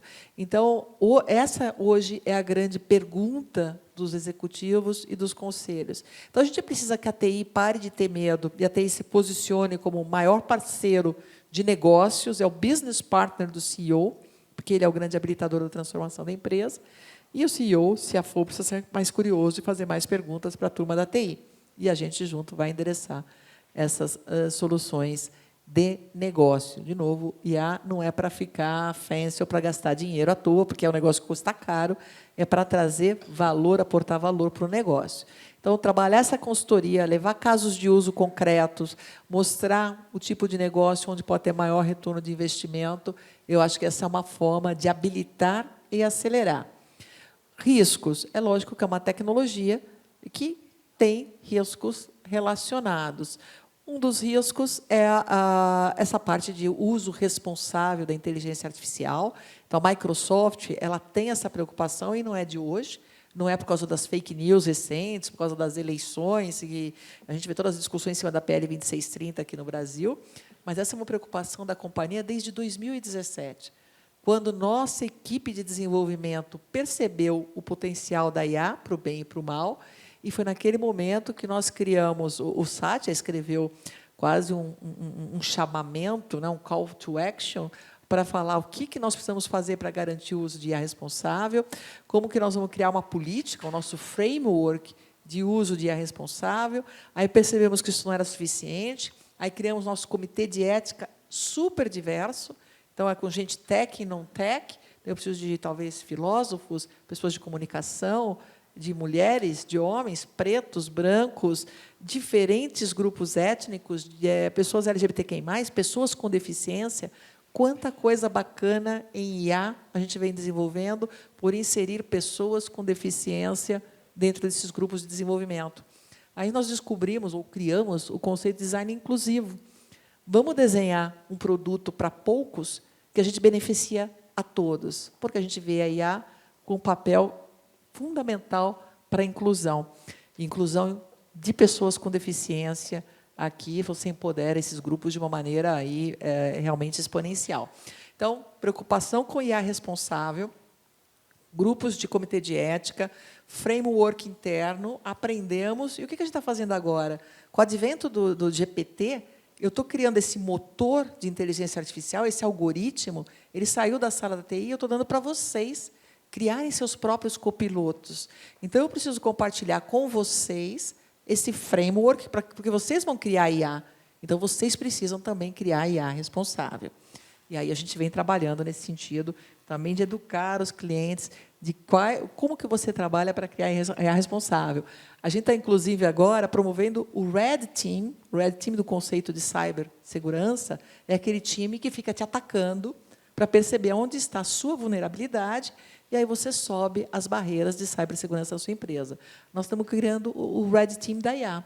Nós estamos levando a nossa IA ao estresse máximo, então o Red Team fica provocando, tentando gerar alucinação, tentando levar para vieses de preconceitos para entender onde está o problema e corrigir antes que ele ocorra, porque a hora que você leva a IA para o grande público, você pode gerar um impacto muito grande. Então, tem muita coisa bacana ocorrendo dentro da inteligência artificial e nós estamos também participando da construção de políticas e de regulamentação da IA. Mas aqui não dá para você regular uma ferramenta de tecnologia de uso geral, como a Dora falou, mas você pode regular casos de uso. Então, como que eu vou regular o uso de imagens, uso de vídeo, uso de voz? Eu preciso de 12 segundos de um filme de vocês para poder copiar a imagem de vocês e criar um filme. Eu preciso de 7 segundos da voz de vocês para fazer que vocês falem o que eu quiser que vocês falem. É isso que a tecnologia permite hoje. Então, como que nós, Microsoft, vamos vender tecnologia garantindo que aquela companhia vai usar a imagem e a voz para o bem? Então, a gente vai regular, a gente promove a regulação de casos de uso. Então, são esses temas que estão em discussões. Então, eu não vou dizer obstáculos, mas risco. E risco conhecido você trabalha para mitigar, que aí é o papel do conselho, né? Então, eu estou acostumada à matriz de riscos, os riscos são impacto no negócio, como que eu mitigo. Então, eu acho que esse é o lado importante. E o outro risco importante é a disrupção do mercado de trabalho. Não é que vai faltar empregos, muito pelo contrário. Eu acho que a gente vai ter muitos empregos que vão compensar os empregos que vão ser eliminados, mas vão exigir características diferentes dos profissionais. Então, o grande problema é que empregos de baixa qualificação vão desaparecer. E como num país pobre como o Brasil e de baixa educação, a gente consegue treinar e requalificar esses milhões de pessoas que perderão esses empregos num espaço de tempo muito curto, porque essa disrupção vai acontecer num espaço de tempo muito curto. É diferente da terceira revolução industrial que eu participei. Eu sou uma profissional de automação industrial, chão de fábrica, engenharia elétrica. Levou 50 anos. E ainda está levando, porque a gente não tem as fábricas totalmente automatizadas. Então, agora nós estamos falando de um universo de 10 anos ou menos, a gente vai ter grandes transformações no ambiente de trabalho. Então, a nossa responsabilidade aqui é fazer parceria, setor público e privado. Então, lá vão os treinamentos Microsoft e LinkedIn nas nossas plataformas, para treinar milhões de brasileiros. A gente precisa de escala agora para recapacitar milhões de brasileiros. Introduzir inteligência artificial e transformação digital, e letramento digital para quem tem zero conhecimento, levar conhecimento de ciência de dados, ERP, CRM, RPA, e levar conhecimento dessas tecnologias para um público muito grande, para que essas pessoas que vão, eventualmente, perder um emprego de baixa remuneração, para que elas sejam habilitadas a conquistar um emprego de muito melhor remuneração, vão gerar maior produtividade e, consequentemente, crescimento econômico para o nosso país. Muito bem, Tânia, e isso tem tudo a ver com política pública, né? Eu tenho repetido que aqui no Brasil, tradicionalmente, o ensino técnico foi sempre muito desvalorizado, né, diferente dos países do norte da Europa. E eu acho que isso grande parte, se não for quase todas as funções, por exemplo, a inteligência artificial, você não precisa ir até para a universidade. Aqui a PUC e a direção, como meus chefes saíram, eu posso falar. Mas você não precisa, você pode ter, se você tiver nível técnico de qualidade, você cumpre o papel. Então, tem mudanças estruturais importantes que passam por política pública. Eu queria Posso só fazer aqui um comentário, que eu vi uma estatística essa semana e é um pouco chocante. Eu sou uma técnica eletrotécnica, eu trabalho desde os 16 anos, e isso foi um privilégio na minha vida que me permitiu acessar a minha faculdade e tudo mais, porque eu podia pagar, porque eu trabalhava. No Brasil, só 11% dos nossos alunos de segundo grau optam por ensino técnico profissionalizante. A média dos países da OCDE é 44% dos alunos. A média dos países maduros e avançados, 70%. O Brasil não cresce se nós não fomentarmos o ensino profissionalizante.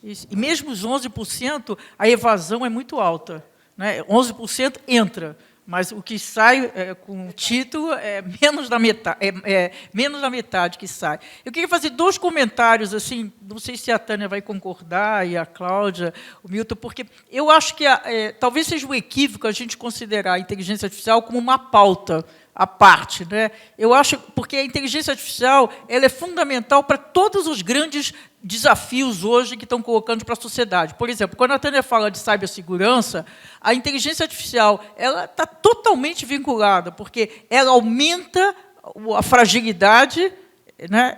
E ela, ao mesmo tempo, ela é um recurso de melhorar a cibersegurança. Quando a gente está falando de mudanças climáticas, né, sustentabilidade, a inteligência artificial tem um paradoxo. Ao mesmo tempo, hoje a gente tem um entendimento do que está acontecendo por conta, em parte, da inteligência artificial, que permite lidar com grandes volumes de dados e também otimizar processos. Ao mesmo tempo, ao fazer isso, como os sistemas são intensivos em dados, intensivos em computação, também tem o outro lado, que é o impacto negativo. Então, se a gente for falar de desigualdade, a inteligência artificial pode reduzir a desigualdade ou pode aumentar a desigualdade, né? Então, eu acho assim, que a inteligência artificial, na verdade, ela permeia qualquer dos desafios grandes que a gente tem hoje enquanto sociedade. Outra coisa que eu queria falar, que a Tânia comentou, é sobre a regulamentação, né? Eu estou envolvida no processo, na discussão de regulamentação, desde o início aqui no Brasil. E eu defendo... Bom, agora, 13 de março foi votado, o Parlamento Europeu votou a proposta regulatória para a Europa, que tem 400 e poucas páginas, e, para mim, aquilo é um desafio. Eu acho que a Europa entrou numa armadilha, eu não sei como efetiva, como torna isso na prática e como fiscaliza, né? Então, eu defendo desde o início que a regulamentação seja setorial. Eu acho que é muito distinto a aplicação, os problemas envolvidos, os desafios, os riscos na área de saúde, de educação, de segurança, área da justiça. Então, eu acho que, no Brasil, é um pouco o caminho americano. O caminho americano é a ordem executiva do presidente Biden, foi nesse sentido, as agências setoriais. Inclusive, a minha última coluna da Época Negócios, eu coloquei alguns casos, 4 casos das agências setoriais, independente de ter uma regulamentação, mesmo setorial, já estão agindo concretamente, atuando, né? Então, eu vim, como eu disse antes, eu vim de Brasília hoje, e uma boa notícia que eu achei, pelo menos, era uma informação de bastidores, porque agora está, não sei se vocês acompanham, quem de vocês acompanha, está na comissão do Senado a discussão da 2338, que é o PL 2338. E já agora em maio, não, abril agora, acaba o prazo que essa comissão tem. O que eu soube dos bastidores é que parece que a tendência está de ir nessa direção, de dar o protagonismo às agências reguladoras setoriais e criar alguma organização assim que harmonize ou que trate das questões que cruzam fronteiras, mas que o protagonismo seja, porque é isso. Eu trabalhei muitos anos no mercado financeiro, eu não consigo ver quem é que mais capaz de regular e fiscalizar o uso de inteligência artificial nos bancos do que o Banco Central. E por aí vai, a Anatel, e todas as... E eu acho que a gente tem uma uma vantagem que, nos últimos anos, as nossas agências regulatórias setoriais elas alcançaram um grau de maturidade e de respeitabilidade. Então, elas têm condições de cumprir esse papel, né? Então, porque você pensar em regular o geral da inteligência artificial, uma tecnologia tão transversal e usada em todas as áreas, eu não consigo... Para mim, a tentativa da Europa é colocar tudo, todas as possibilidades, e criou um monstro, não sei como me referir àquilo, que difícil de entendimento e execução. Inclusive, favorece, contrário à intenção inicial da Comissão Europeia, favorece as grandes empresas, porque a concentração de mercado, porque as grandes empresas são as que têm capacidade de lidar com a compliance proposta na lei. E as empresas menores, não falo nem as micro, as empresas menores vão ter muita dificuldade, né? Então, eu acho que é isso. Acho que esses dois comentários, e eu acho que a gente já estourou o nosso tempo, né? Eu, por mim, não tem nada mais importante do que continuar conversando aqui. Realmente, para mim, eu estou assim... 7 minutos. Então, vou pedir, por favor, se cada um de vocês, começando pela Cláudia, fazer o que se diz, os comentários finais. Bom, acho que a gente está vivendo uma era, né, que o futuro já chegou. Acho que é importante que cada um de nós aqui, talvez dentro da nossa posição, né, de liderança, de privilégio, todo mundo tem um seu círculo de influência, né, alguns maiores, outros menores.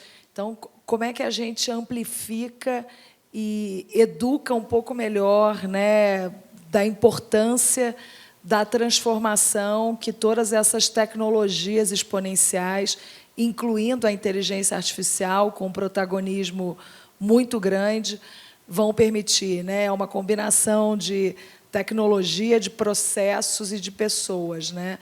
E acho que tanto a Tânia quanto o Milton falaram também da questão de pessoas, né? A gente, como um Brasil, a gente tem um gap de 100 mil funcionários ao ano capacitados nas novas tecnologias. Então, quando a gente olha para os próximos 5 anos, a gente está falando de 500 mil de pessoas, né? Então, como é que a gente pode, efetivamente, pensar de maneira criativa, né? Pensar de maneira fora da caixa, alianças, iniciativas público-privado, né? Como é que a gente consegue contribuir para essa jornada de upskilling, né, da população, do nosso time, né, de nós mesmos, para que a gente não entre no gargalo de mão de obra qualificada para viabilizar toda essa transformação digital que a pandemia acelerou e que vai continuar sendo acelerada, sendo empurrada. E eu acho que uma vez eu li uma frase interessante, né? A gente não vai perder emprego para a inteligência artificial, talvez, mas a gente certamente vai perder para alguém que saiba mexer, aplicar e entender o impacto, né, da inteligência artificial. Então, é uma discussão que está permeando todos os níveis, técnico, gerencial, executivo e conselho, né? Então, acho que a educação aqui de cada um de nós e das pessoas que a gente puder influenciar e tocar é fundamental para a gente conseguir deixar um Brasil melhor, né? Um Brasil mais preparado para a próxima geração do que o Brasil que a gente pegou e a gente viveu, né? Era isso, Dora. Obrigada, Cláudia. Milton, por favor. Eu sou muito prático, né? Então, assim, eu penso assim, eu fico me colocando no lugar de quem está assistindo. Eu fico pensando, é difícil, né? Eu tenho vontade de assistir Netflix, né? Tenho uma hora de tempo livre, mas acho que eu vou assistir uma série, né? Não, assim, tem inteligência artificial no Netflix, dá para aprender também. Tem vários documentários interessantes. Sim, mas assim, eu fico pensando, porque assim, inteligência artificial é grande, né? Então, assim, como que faz para dar o primeiro passo, né? E eu vou falar o meu caso, assim, né? Eu trabalho bastante, aí quando eu tenho tempo livre, vou sentar e vou fazer um curso de inteligência artificial. Ai, que preguiça, né? Juro. Então, assim, mas eu acho que hoje é muito difícil para a gente falar de inteligência artificial e dizer o impacto se você não mexer um pouco, tá? Então, assim, Eu vou falar o que o meu aprendizado, tá? Então, assim, eu uso o ChatGPT bastante. Eu mexo, brinco, testo, vejo se dá certo ou não dá certo, e faço cursos. Eu acho que quando uma coisa que você falou que é interessante sobre preciso fazer uma faculdade, eu não sou de TI, vou fazer uma faculdade para aprender programação. Ninguém vai aqui, né?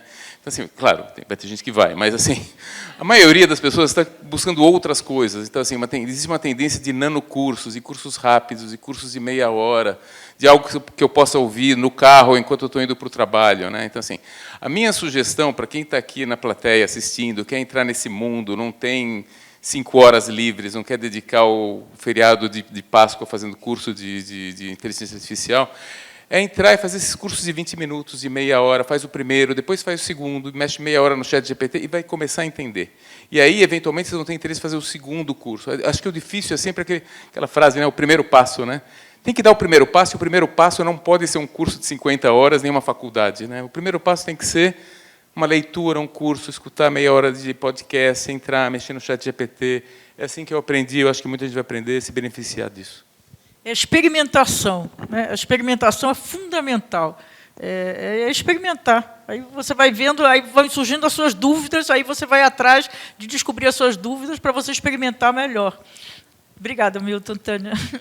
Bom, eu adoro esse comentário do Milton, porque eu concordo, eu aprendo experimentando e aprendo vendo os outros trabalhar. Então, eu também brinco demais com o ChatGPT, só que dentro das nossas empresas, nós não podemos brincar com o ChatGPT, porque tem as informações confidenciais da empresa.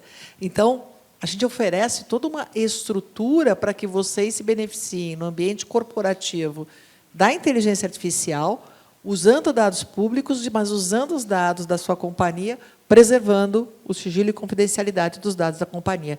Isso é um aspecto fundamental. Mas a gente tem, como ferramentas de trabalho, a gente tem o Excel. Vocês podem brincar com o Copilot no Excel. Gente, não matem o Excel, mas vocês vão conversar com ele. Com certeza conversar com o Excel? Conversar com o Excel. Então, você está lá com uma planilha, a gente usa nem 10% da capacidade do Excel. Você tem lá uma planilha, planilha de vendas, você é uma rede de loja, de varejo, você tem lojas por todo o Brasil, você quer saber como foi a performance de vendas de ontem. Você pode perguntar para a planilha como foi a performance de vendas de ontem. E vai sair bonitinho, quem for o vendedor que mais vendeu. Eu estou no fechamento do meu quarter, eu vou perguntar agora para o meu Power BI, eu converso com o meu Power BI, em linguagem natural. Eu posso conversar com o meu PowerPoint. Prepara uma apresentação para mim, vou falar hoje no Tuca sobre inteligência artificial, prepara a apresentação, como eu tenho que tratar isso no board. Eles vão preparar o slide para mim. A gente tem tecnologias assistivas. Quantas pessoas aqui podem ter déficit de atenção, dislexia? Nós temos as nossas deficiências. Pessoas de baixa visão. Você pode, hoje, usar inteligência e tecnologia assistiva. Então, a pessoa de baixa visão, gravei um vídeo que vai estar no meu LinkedIn nos próximos dias, com um profissional nosso de cego, mas ele ficou cego aos 30 e poucos anos, mas ele sempre teve baixa visão. Ele só foi usar a tecnologia assistiva mesmo quando ele ficou cego. Ele falou, eu perdi 30 anos da minha vida, que eu podia ter aproveitado de outras formas. Ele percebeu também que ele tinha déficit de atenção. Na hora que ele começou a usar outras tecnologias, coach de leitura, entre outras coisas, ele começou a ficar muito mais produtivo, se sentir muito mais inserido. Então, todos nós podemos experimentar a tecnologia que vai nos empoderar de alguma forma, conversar com o e-mail, conversar com o Teams, conversar com o ChatGPT, conversar com o Power BI. Isso a gente pode fazer hoje, isso não é amanhã. E aí, de acordo com os interesses, vão fazer curso de inteligência artificial, de cibersegurança, porque os treinamentos são muito legais e a gente adquire conhecimento.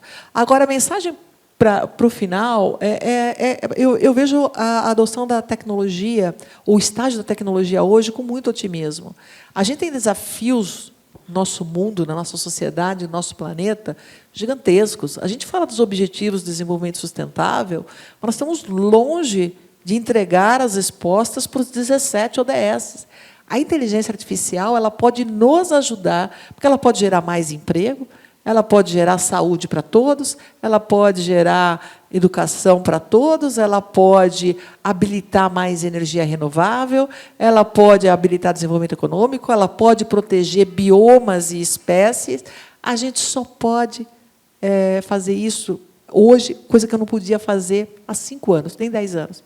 Há 5 anos eu não podia. E hoje eu consigo, porque a inteligência artificial amplifica a nossa capacidade de pesquisa, amplifica a nossa capacidade de conexão de dados, de rastreamento de dados, de aumento de produção. Então, imaginem Brasil como somos um polo fornecedor de alimentos para atender, porque a Europa adora regular, né? Vamos combinar, adora, que, pelo amor de Deus. Eles vão precisar, ChatGPT, me ajuda agora a cumprir a regulação que eu fiz.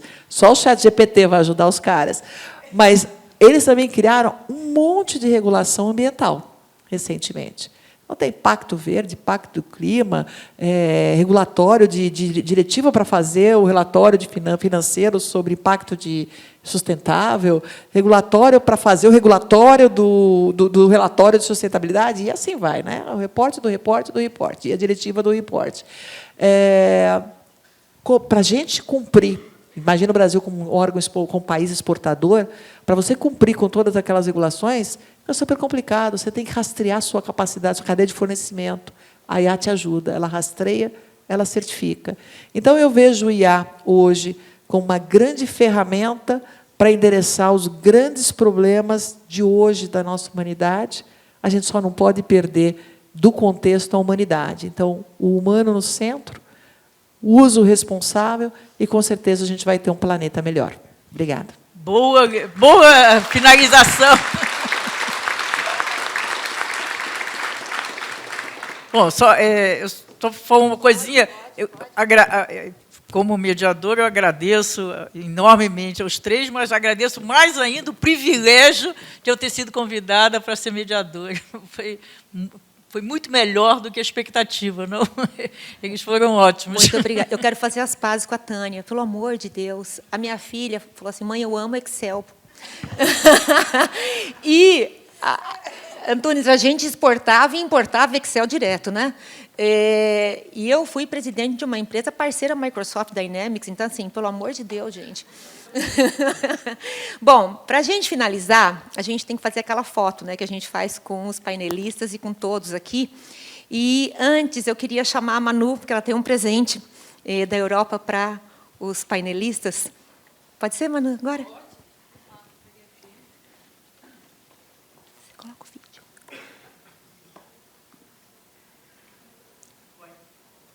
Ainda tem brinde.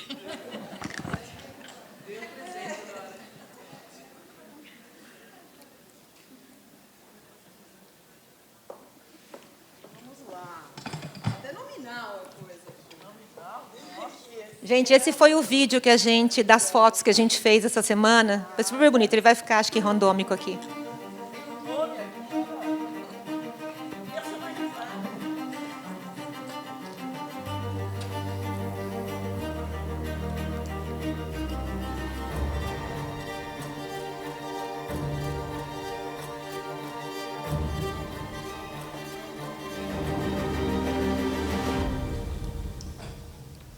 Léo, como que é melhor a gente fazer a foto?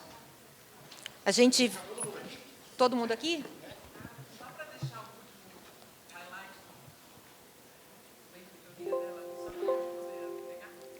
Como? A gente vai deixar ele randômico aqui. Qual que é o melhor jeito? Desce todo mundo aqui, você acha? Pode ser, gente, podemos abusar de vocês? Todo mundo desce aqui para a gente fazer, daí o Léo faz a foto lá de cima? E a gente fica bem na frente? Elas foram ótimas, né?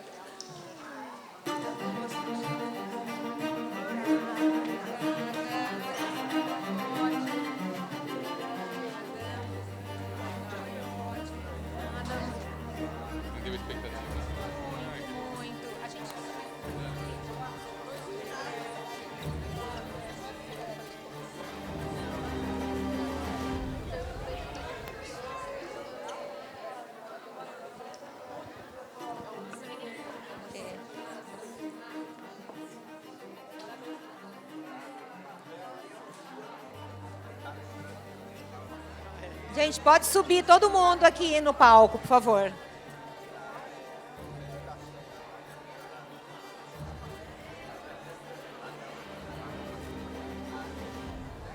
Pode ocupar tudo, atrás das cadeiras, porque o Léo vai fazer a foto lá de cima, então cabe todo mundo.